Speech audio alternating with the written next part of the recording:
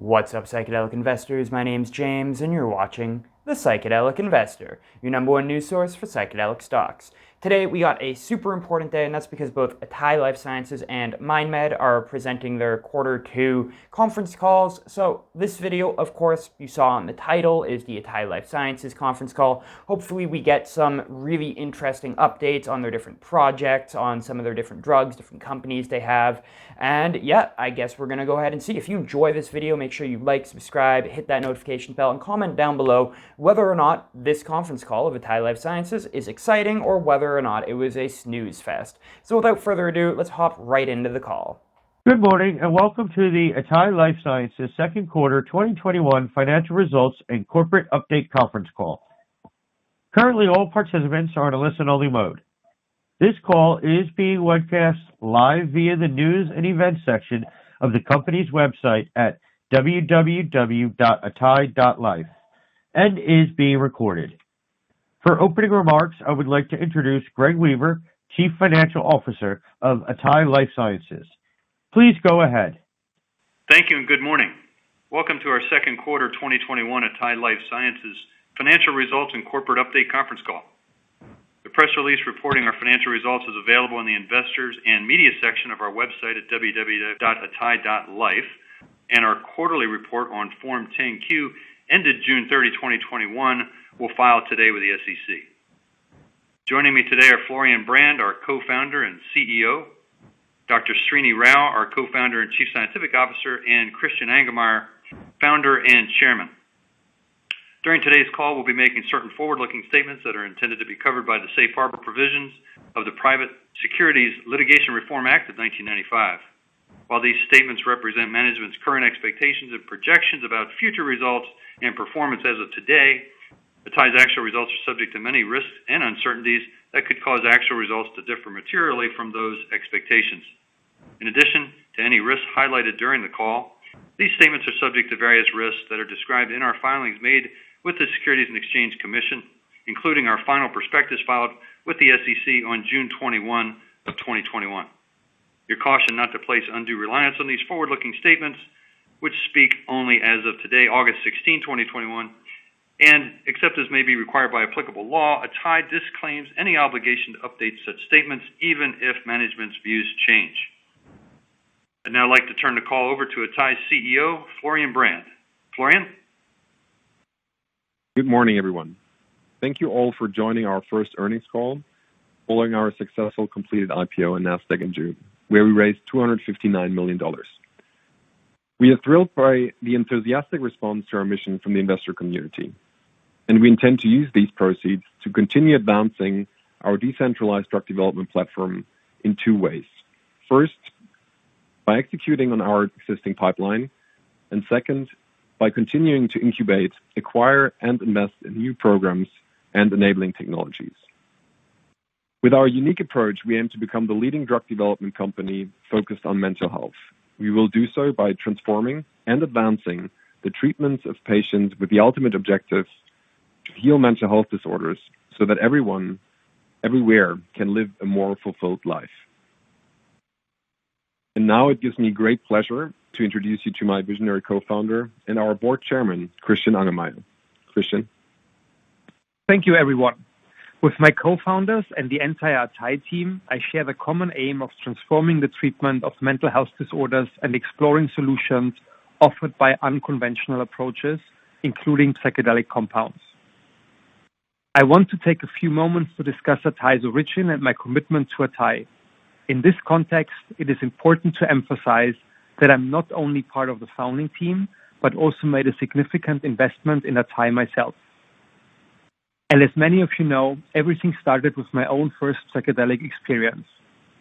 This experience was, in short, the single most meaningful experience in my entire life.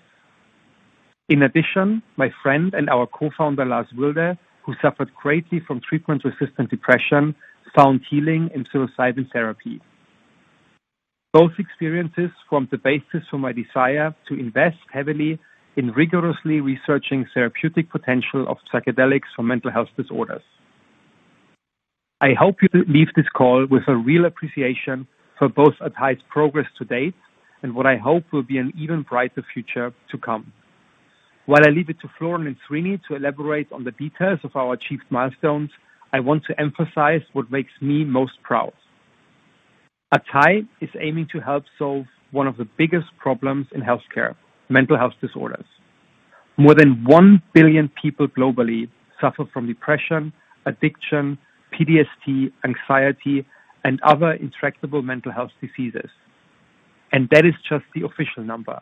The unofficial one is most likely significantly higher, as mental health issues are, unfortunately, still a stigmatized topic. We have built a well-funded company in the young psychedelics industry and have more than $400 million to continue advancing our 11 programs. We have a rich business development pipeline and are aiming to add more programs over time. All of our drugs, both the psychedelic ones and the non-psychedelic ones, have prior evidence in humans, which helps strengthen the indication for the outcome of our trials. Because of our portfolio approach and our extensive pipeline, we expect continuous news flow with 18 R&D catalysts over the next 18 months. Our partnership with Otsuka illustrates Big Pharma's interest in psychedelics. While we strive to keep control of our assets through phase 3, and we are, as you know, well-funded to achieve that goal, we believe that this is just the first step and more pharma partnerships are possible.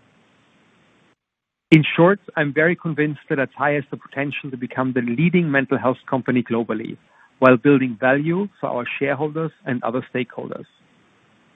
Let me now hand it back to our CEO, Florian, who, together with our CSO, Srinivas, and CFO, Greg, will provide additional updates on our business. Thank you, Christian. Allow me now to provide a few introductory comments. Then Srini will review highlights from our drug development pipeline, and Greg will provide the quarterly financial report, followed by the Q&A. For people not yet familiar with our company, let me briefly give you an overview of atai Life Sciences.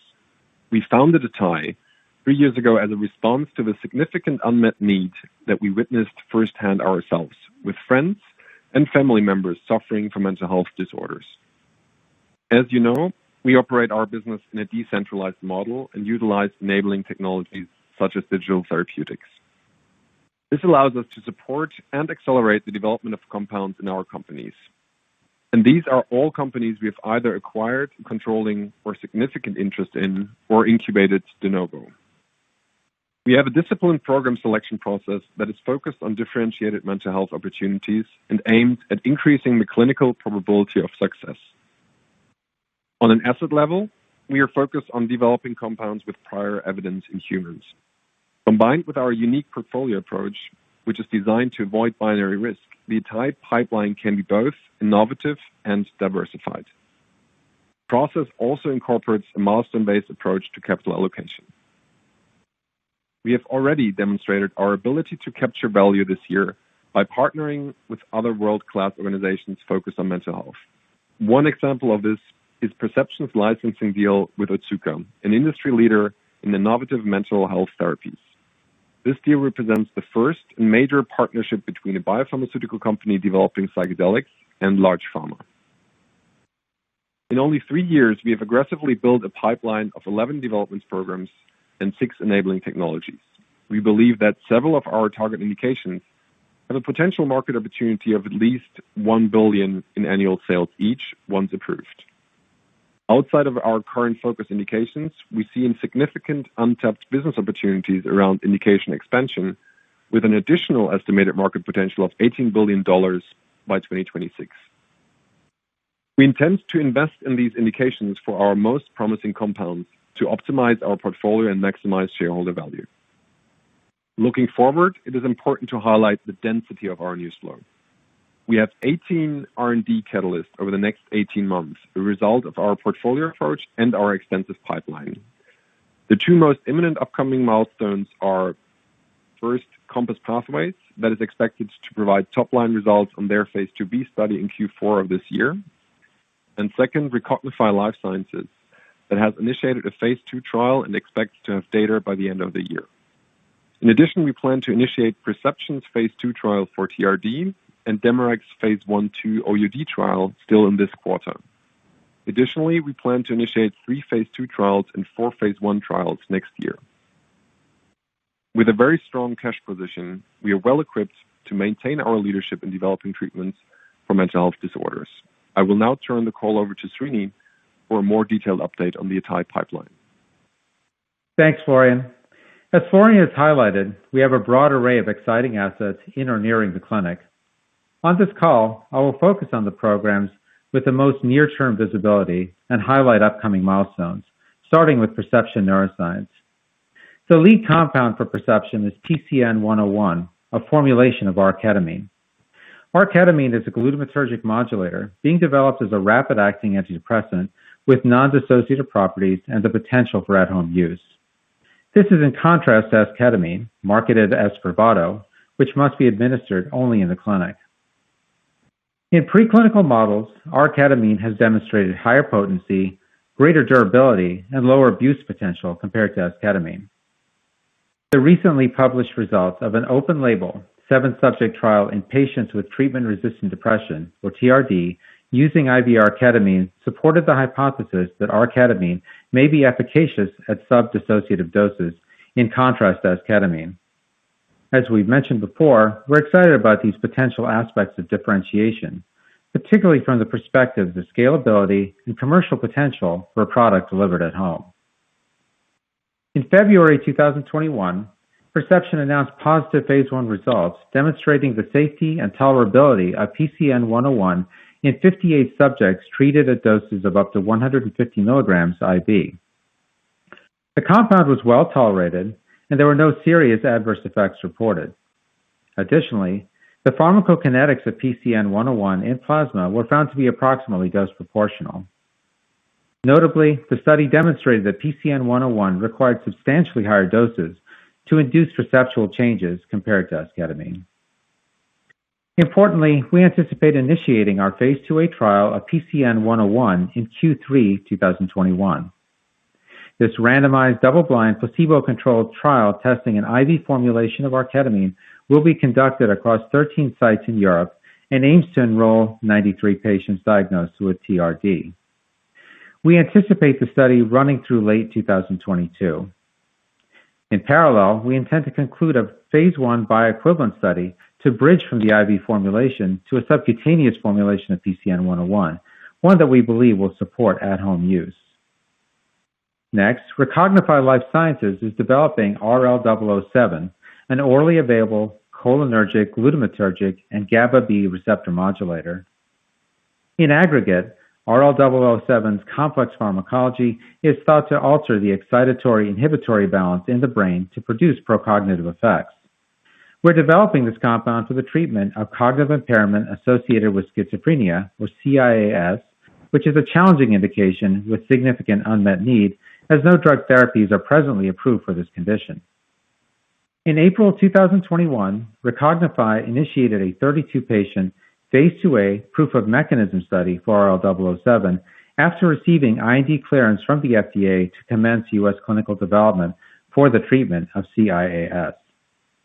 The exploratory study is designed to evaluate the effects of RL-007 on safety, tolerability, and quantitative electroencephalogram, or QEEG-based measures that are viewed as biomarkers for cognition.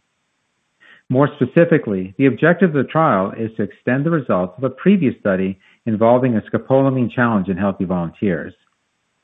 In addition to observed improvements in verbal memory, RL-007 administration resulted in a spectral shift on QEEG from a lower frequency theta band to higher frequency alpha and beta band oscillations. Further, we're investigating the effects of RL-007 on several evoked potential measures, including mismatch negativity and P300, the latter in response to an auditory oddball task. Ultimately, we're looking for a confluence of data consistent with procognitive effects when all cohorts in the Phase 2A trial are analyzed. Such top-line data, which are anticipated by the end of the year, will allow us to progress confidently into the proof of concept study. The latter, it will be a double-blind, placebo-controlled trial focused on more traditional cognitive endpoints, including subsets of the matrix battery. Next, GABA Therapeutics' primary program is GRX-917, an oral formulation of a deuterated version of etifoxine. The latter a compound that has a long history of prescription use in France and other countries for treating anxiety disorders. Mechanistically, etifoxine and GRX-917 have been found to increase the production of neurosteroids, including allopregnanolone, an IV formulation of which was approved in the United States in 2019 for the treatment of postpartum depression. This mechanism of action is thought to underlie etifoxine's rapid onset of anxiolytic activity that is similar to that observed with benzodiazepines, but without the sedation, cognitive impairment, or abuse and dependence risks associated with this class of compounds. Further, etifoxine has an extensive safety database, which we believe will greatly de-risk the future development of GRX-917. Like etifoxine, we hypothesize that GRX-917 will provide rapid anxiolytic activity with improved tolerability compared to current treatments for anxiety, and the deuteration is intended to enable less frequent dosing and/or lower doses with GRX-917 than etifoxine. In June 2021, we initiated a randomized, double-blind, placebo-controlled phase 1 trial in Australia, which will ultimately enroll approximately 76 healthy adults. The study is a single ascending dose, multiple ascending dose design, looking at safety and tolerability, pharmacokinetics, as well as pharmacodynamics using qEEG. Based upon the mechanism of action of GRX-917, we're using the qEEG as a target engagement biomarker, looking for increased relative spectral power in the beta band. Such changes have been demonstrated with IV allopregnanolone and related compounds, and were also noted in a 2019 phase 1 trial of etifoxine that we conducted. Top-line data for the GRX-917 phase 1 trial are expected early in 2022. Moving to Demorex IB, we are developing DMX-1002, an oral formulation of ibogaine, the latter a naturally occurring psychedelic product, as a potential disease-modifying treatment for opioid use disorder. We anticipate initiating the phase 1 component of an exploratory phase 1/2A trial of DMX-1002 in recreational drug users and healthy volunteers in the UK in the third quarter of 2021. To that end, we recently received approval from the UK Medicines and Healthcare Products Regulatory Agency, or MHRA, to commence subject enrollment.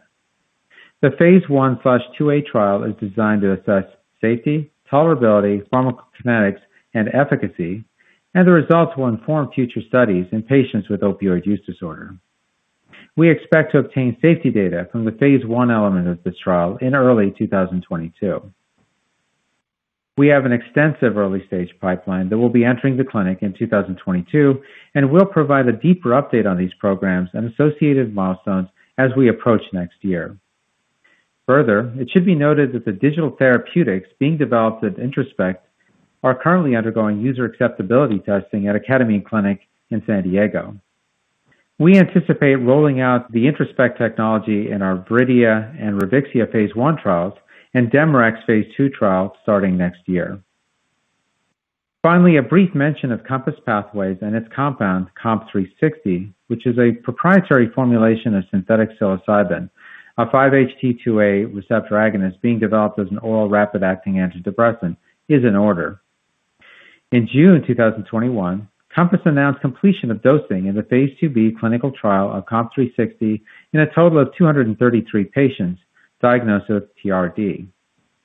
This randomized, double-blind, dose-ranging study investigating the safety and efficacy of psilocybin is the largest industry-funded clinical trial of psilocybin conducted to date.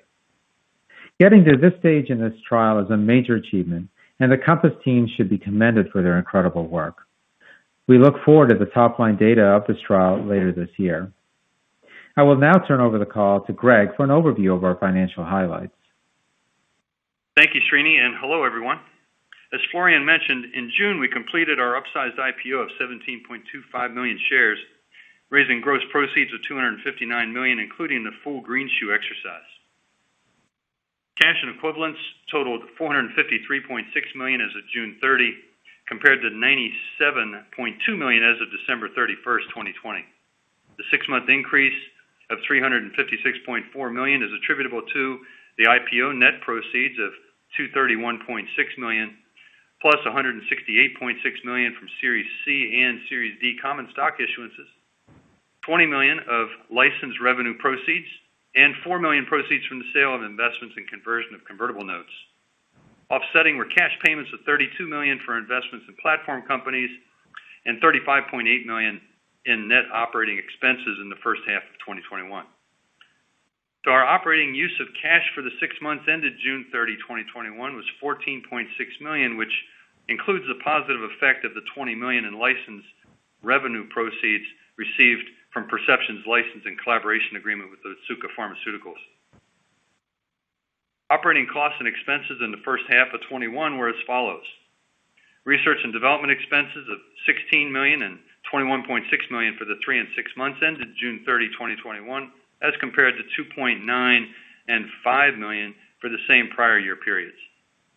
The increase of $13.1 and $16.6 million, respectively, were attributable to personnel costs, including stock-based compensation expense, and increased CRO expenses related to advancements in our R&D programs.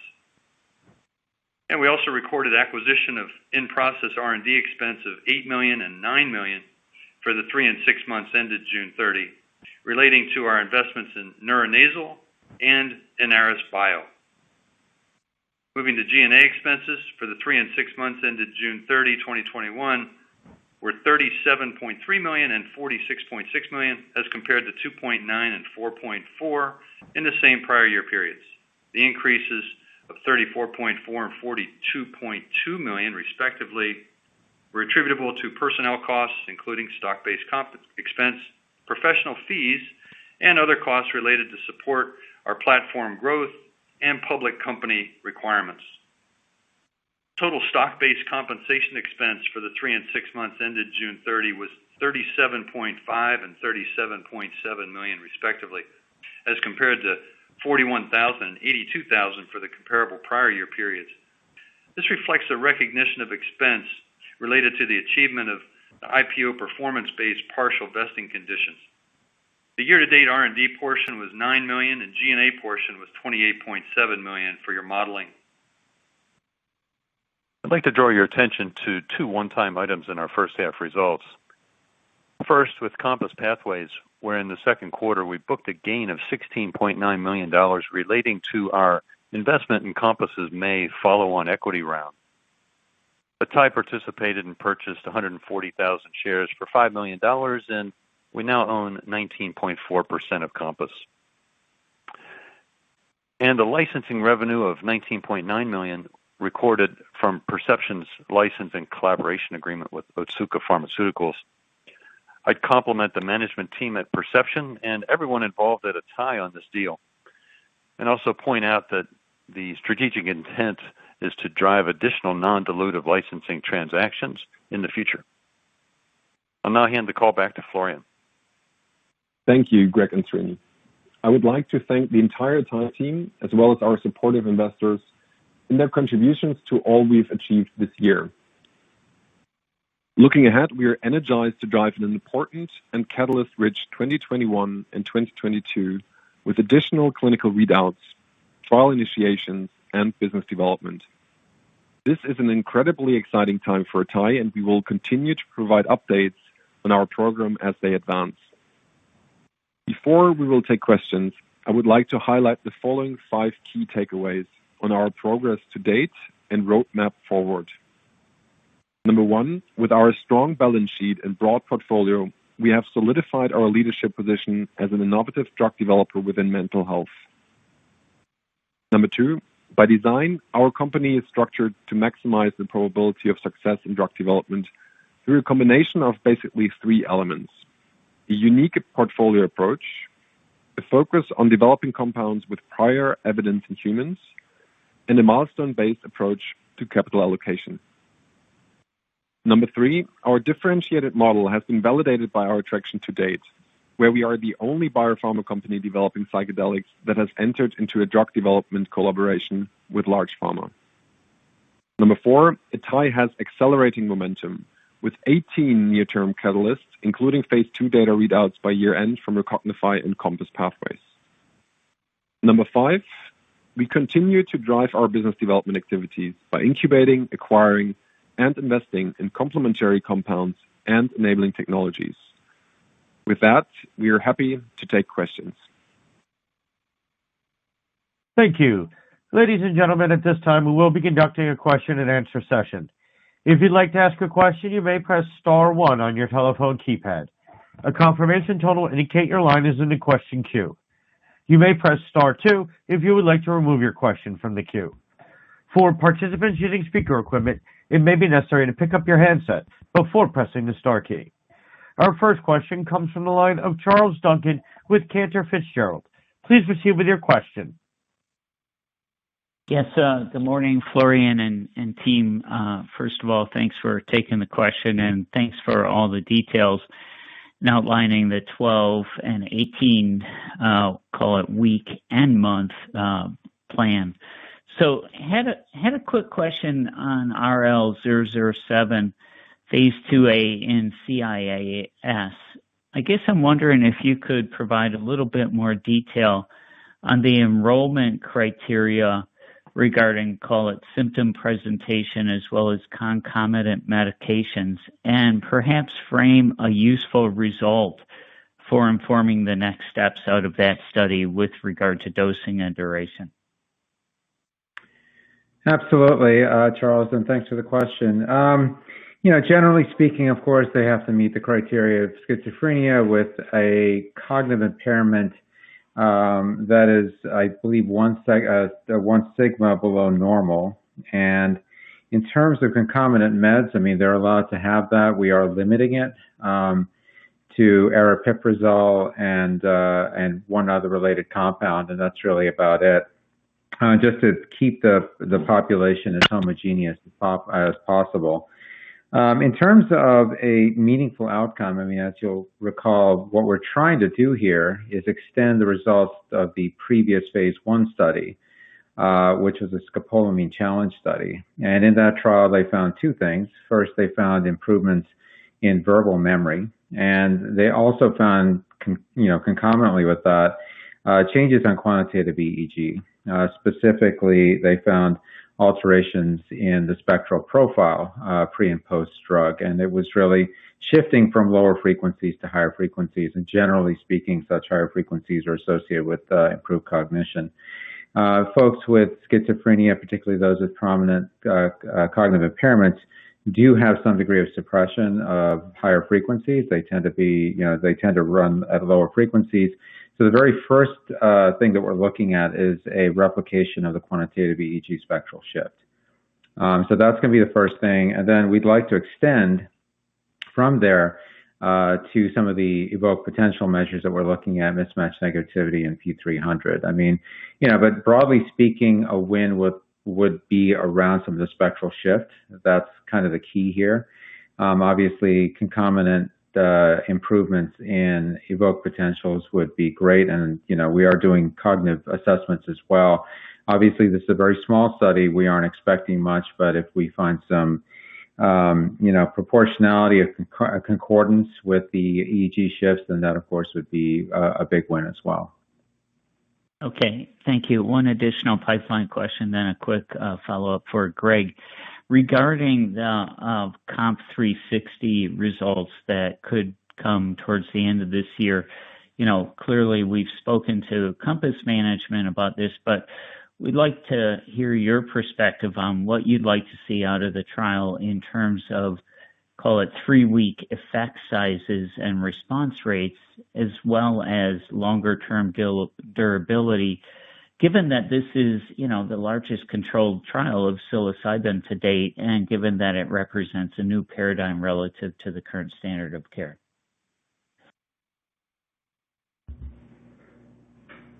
Okay, Charles, I think you said Greg, but I'm willing to take that. Of course, Greg, if you want to chime in, please do so. With respect to the psilocybin study, I mean, clearly one of the things that we're looking at is, the key, of course, is their primary endpoint at 3 weeks. That certainly shows a rapidity of onset, as well as some degree of durability. Of course, with the promise, I mean, part of the promise of psilocybin is an extended duration. of efficacy of driving someone into remission. As such, we're certainly going to be watching the data from there on out, right? This trial does go out to 12 weeks post-dose, and so we'll be obviously looking at that. It's powered certainly for the primary endpoint at 3 weeks, and obviously these data will of course inform subsequent studies. I mean, clearly responder remission data over the subsequent weeks will be really quite key for understanding and interpreting the results from this trial. Does that answer your question? Okay. Yeah, yes, it does. And it was for you. My follow-up for Greg was relative to OpEx over the course of, say, the 6 to 12 months, not looking really for guidance, but say just a range. How do you see the income statement over the course of the next year or so? Yeah, thanks, Charles. Greg here.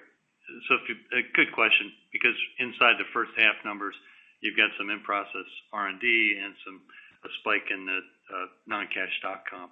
But if you strip it out, the OpEx in the first half is running about 18 a quarter. And I think we're going to see personnel costs growing as we continue to support the platform companies and build out the capabilities internally. And as the pipeline moves to more clinical stage, we'll have just additional R&D spend is likely to grow there to support that activity as well. As a range, it'll be north of where we are now, in the maybe 25 to 30 range per quarter as we go forward. Would be directionally okay. That makes sense. Thank you for taking my questions. You bet. Thanks, Charles. Our next question comes from the line of Ritu Baral with Cowen. Please proceed with your question. Good morning, guys. Thanks for taking the question. I have my first question's on Perception and 101.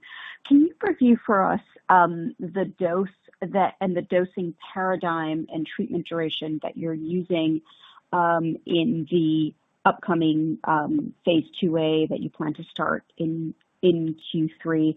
And when we do get the data in 2022, I guess what are the most important scales that we should be looking to for depression efficacy, but as well as the degree of disassociation versus esketamine? And then I've got a follow-up.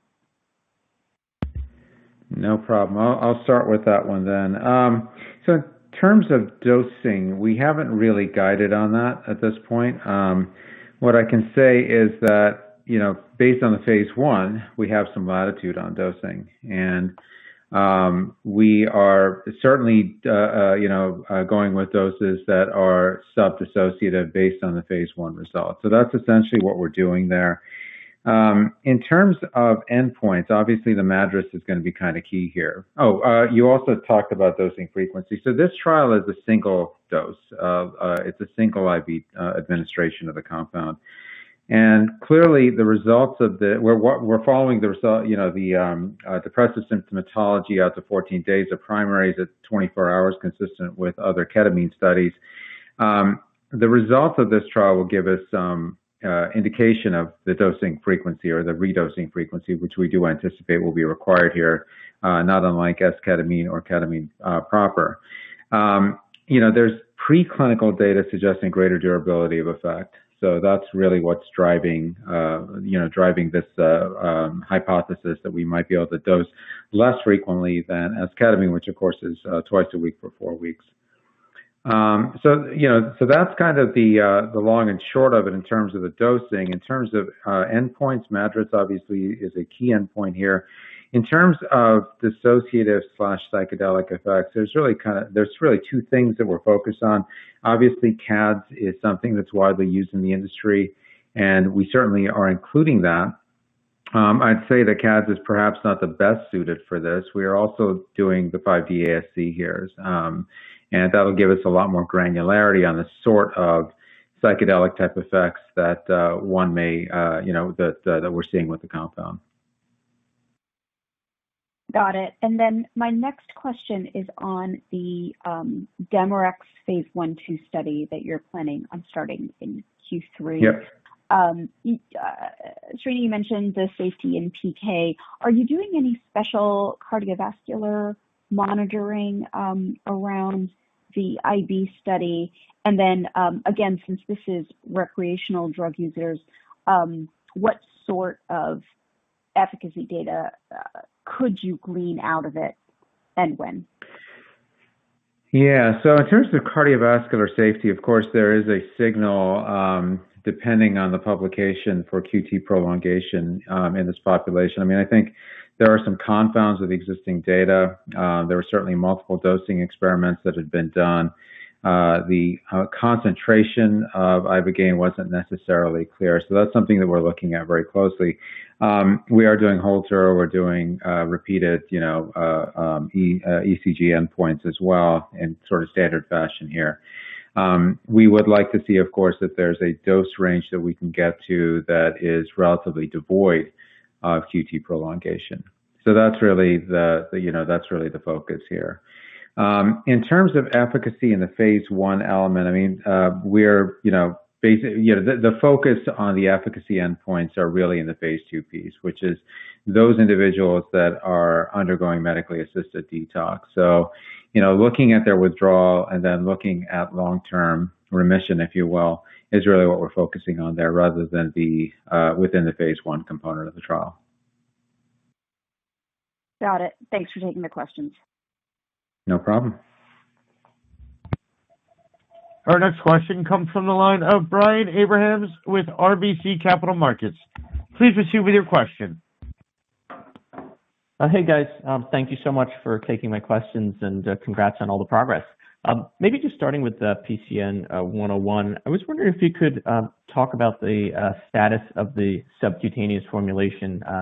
You mentioned that would be moving into a bridging study in your opening comments. Just wondering, I guess, where that stands, what, if any, gating factors there are to starting that study, and what your target volume would be for that administration. I think a lot of the details here are not public. I mean, the long and short of it is that the formulation's under development, and of course, there's the formulation itself and then compatibility with the device, the subcutaneous injector. So all that work is ongoing. The BE study, as you're familiar, is relatively straightforward and very quick, right? I mean, it's basically comparative IV versus subcutaneous. And as we mentioned in the opening remarks, we are looking to get the data from that contemporaneously, roughly with the phase 2 results. So that's ongoing currently. In terms of volume, the standard volume here is for subcutaneous is keeping it under 2 milliliters, and obviously we'd like to keep it significantly under 2 milliliters, and that's obviously what we're pursuing with our formulation. Great, thanks. And then you also have recently announced Revixia launch to develop Selenorin A, and just a couple of questions there. I guess first off, I'm curious on the digital therapeutic element there, which you talked about a little bit in your opening remarks, and your vision for integrating that to help assist with dosing, therapy, and monitoring, how that might provide an administration advantage. And then secondarily, you also pointed out that you don't interact with 5-HT2A, which could potentially enable, I guess, additivity to SSRIs. So I'm curious if you could also speak to how you envision the future program in terms of combination potential, both with SSRIs as well as with other TRD programs in your pipeline. Thanks. Yeah, I think that's with Selenorin, that's really the key point. I mean, clearly the compound is psychedelic. It has many properties in terms of the psychedelic experience that overlap with classical psychedelics, as well as with some aspects of ketamine as well. So very interesting compound, certainly some, in this case, more anecdotal data around antidepressant efficacy. Very curious pharmacology overall. It's a kappa agonist. Many such kappa agonists, while they tend to be a little more on the partial agonist side, like pentazocine and things that are related to that, but they tend to be more dysphoric. So this is really quite an interesting compound. And because of its opioid receptor pharmacology, certainly the potential exists to be used concurrently with SSRIs, SNRIs, et cetera. So that's what really is kind of the value add here. Something that we're obviously very keen to pursue. More broadly, as we've discussed, clearly depression is multifactorial, and different patient populations may have different, underlying pathophysiologies driving that, including certainly in subsets aspects of opioid dysfunction. So perhaps this is better suited to that population. So that's certainly why we're interested in this compound and pursuing it. In terms of the digital therapeutics, I mean, obviously this is a somewhat broader point. We've mentioned several times that the redose frequency is not necessarily clear from the outset, and it's going to vary undoubtedly by patient. So, regardless of the compound, there'll be a subset that don't respond. There'll be a subset that have a very long-term remission. And we envision the digital therapeutics not only to support the patient, both pre and post psychedelic, in terms of, pre-psychedelic, of course, pre-psychedelic administration, expectation setting and the preparatory work, and then post, providing a psychosocial therapy, not unlike a reset-O from PAIR, but also tracking symptoms and, giving the physician, the treating physician, input as to when the patient should be redosed. And again, this is more broad. This is certainly something that we're looking at with Viridia with its DMT program, as well as Revixia with its Salvinorin A program, as well as others. Does that answer your question? Yes, that's really helpful. Thanks, Randy. No problem. Our next question comes from the line of Judah Frommer with Credit Suisse. Please proceed with your question. Yeah, hi. Thanks for taking the question. Maybe want a little bit more high level on this space as it kind of continues to evolve. I think that there probably are a couple narratives developing here where I think some companies in this space are assuming that we'll need a bit of a change in treatment landscape and maybe a real estate or kind of treatment location change in terms of how patients are dosed with psychedelics. It does seem like your team is looking more to leverage the existing infrastructure in the mental health industry. Can you talk about thoughts about doing that as you move compounds through the clinic, and if there is any need to effectively kind of reinvent the treatment landscape here? Yeah, I'll let Florian take part of that. Go ahead. Yeah. Cool, thanks. Happy to a little around 2 hour thinking around that. So we are certainly R&D focused, and that's our DNA, and that's what we are doing right now. It's really focused on executing the trials. And in terms of how and I think you correctly summarized that we intend to leverage the existing infrastructure that existed pre-J&J's approval with Spravato, and that Spravato or J&J is currently also building out to administer the inpatient Spravato treatments. So we intend kind of to leverage the existing infrastructure and certainly kind of observe and be closely involved in kind of this ecosystem, but primarily focus on the development and execution of our drug development pipelines. And I think there, and Srini can allude to how our therapies fit in what way in terms of treatment duration in a second. But here key for us is kind of to optimize in general the time of the therapist, especially also through the digital therapeutics that Srini already pointed out, as well as optimizing the duration of effect or the duration of the treatment in its entirety. So here really slotting things into an existing infrastructure to really optimize for scale and to reach as many patients as possible in a thoughtful way. And Srini, maybe you have some things to add, especially on kind of how to slot it into the existing infrastructure. Yeah, I mean, I think you hit upon the main points, right? So the real question is scalability, and it's been mentioned a number of times that by other players that there are limits to the number of therapists, et cetera, that one can, that one can train, particularly for those compounds require sitter, et cetera. So the entire approach with both the salvinorin A program, the DMT program, is to create an overall profile of psychedelic effect that mimics in some way esketamine. So really having something that, has a psychedelic effect that lasts less than an hour, we're really targeting sort of the 30 to 45-minute range, allows us to potentially leverage the esketamine infrastructure. And I believe they have, J&J has over 3,000 clinics at this point. With such a short duration of action, our hypothesis, and it is that we don't require the heavy lift of a traditional sitter in this context. Of course, that we'll find out relatively soon enough. But certainly there's no real sitter, if you will, in the context of esketamine. So we do believe that there is utility in supporting the patient, as I mentioned, both pre and post the psychedelic effect. And of course, that requires therapy as well. If you have access to therapists, Godspeed, go for it.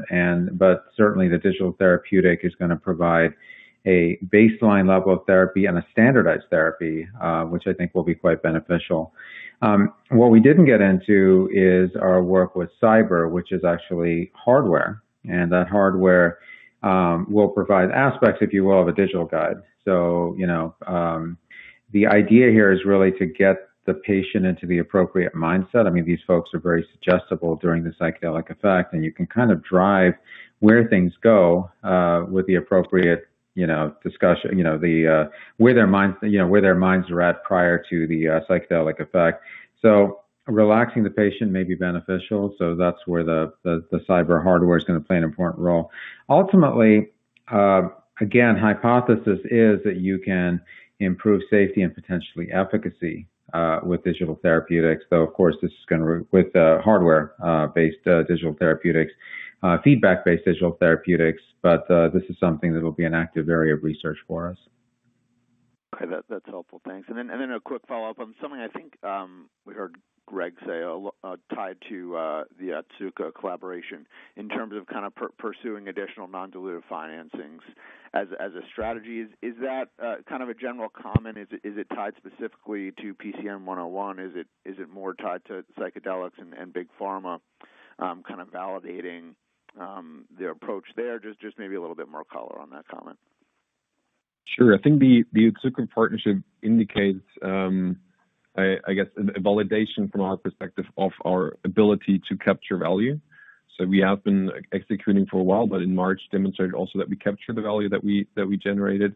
It's one potential avenue and something that we want to build on, as Greg mentioned, and as you also pointed out.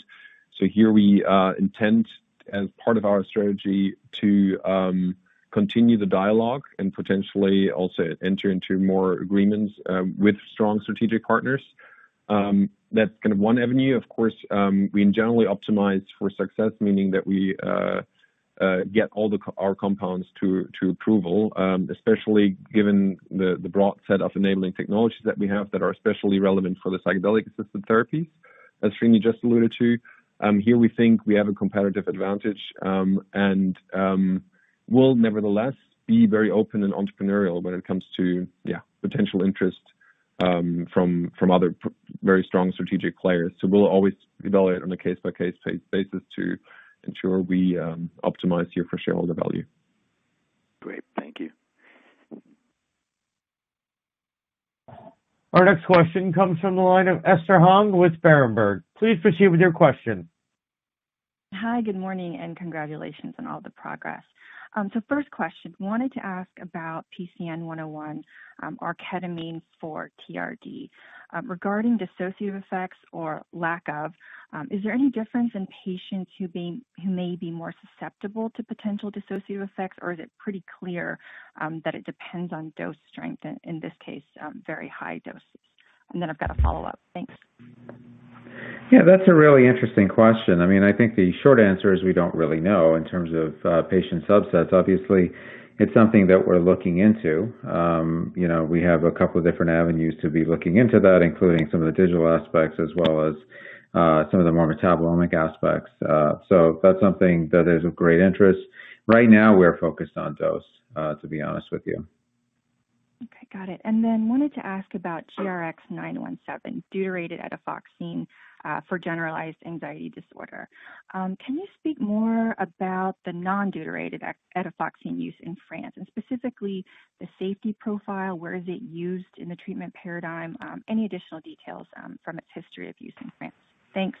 Yeah, absolutely. So this is obviously a really old approval. So this was approved in 1979 in France.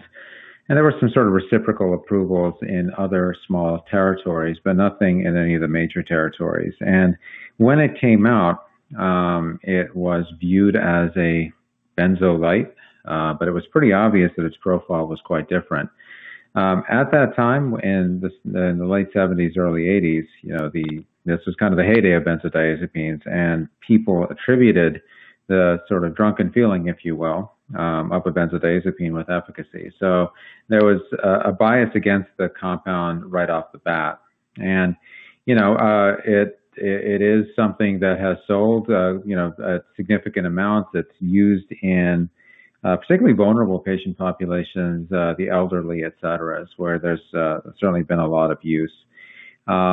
And, there was a publication a couple years ago that spoke to the safety. This was from the safety database in France.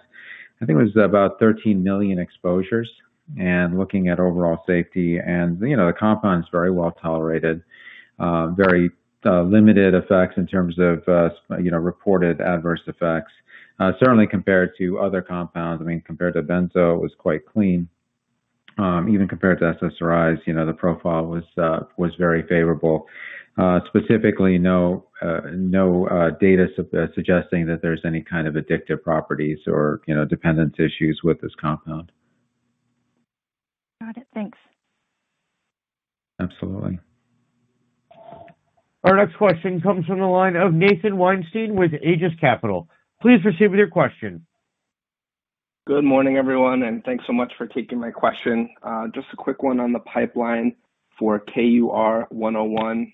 Would you consider a broader indication set beyond OUD, just given the range of traditional uses that the compound has had? Yeah, it's a good question. So, I tend to view opioid use disorder as kind of a spectrum. And, in many situations, particularly with iatrogenic opioid use disorder, it starts with the treatment of acute pain. And it's interesting, there was a study that was done, a large cross-sectional study, that suggested that 6%-ish of patients that received a prescription for a acute opioid, in other words, a short duration opioid, if they took it, were still taking an opioid a year later. So that's really kind of terrifying. And obviously things have clamped down significantly over the course of subsequent years, but regardless, there is a need for a compound that has a better tolerability profile than a traditional opioid. So that is something that we're looking at. Again, there's a spectrum from treatment of pain, both acutely and chronically, all the way to opioid use disorder, and that's something that we're going to be investigating with this compound.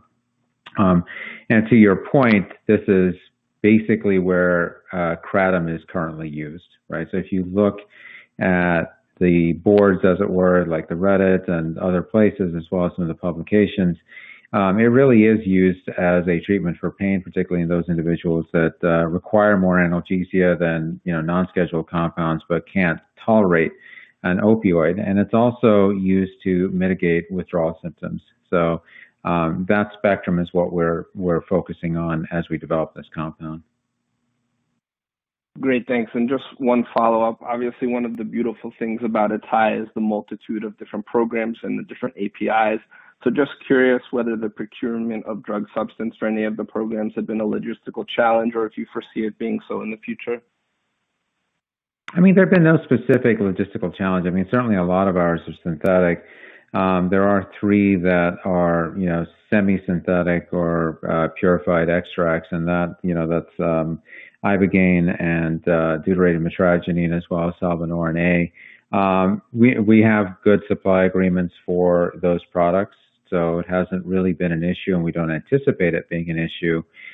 We are, in general, we'd like to minimize the amount of stuff that's coming from plants for a range of reasons, including environmental impacts. So we are looking at alternative routes to producing the drug substance, but something that'll be that's for a future discussion. Great, thanks so much. There are no further questions in the queue. I'd like to hand the call back to management for closing remarks.